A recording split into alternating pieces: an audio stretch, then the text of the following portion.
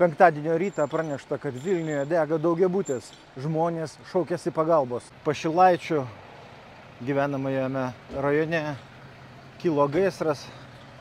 Buvo pranešta, kad Pašilaičių gatvėje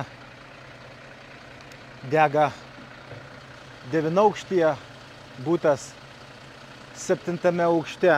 Buvo gautas iškvietimas, kad iš 7 aukšto būto rūksta juodi dūmai.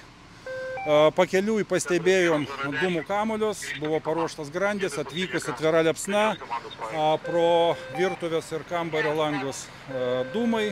Apibėgus namą pastebėtas žmogus kitoj pusėje balkone, prašėsi pagalbos, pabendravo su žmogum, paaiškėjo, kad yra antras nukentėjusysis bute.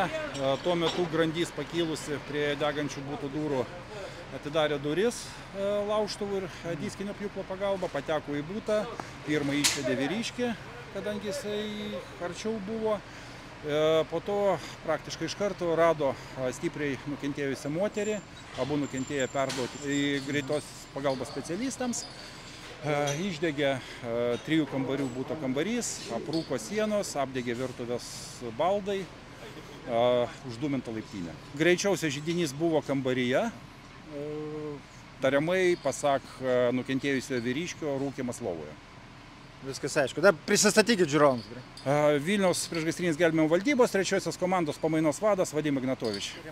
Nelaimė kilo dėl rūkymo lovoje.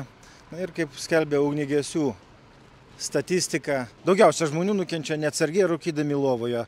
Rūko, užminga su smilkstančia cigaretė, tuomet užsidega patalynė, lova, ir paskui vienas žingsnis dar iki didesnės nelaimės ir tragiškos pabaigos.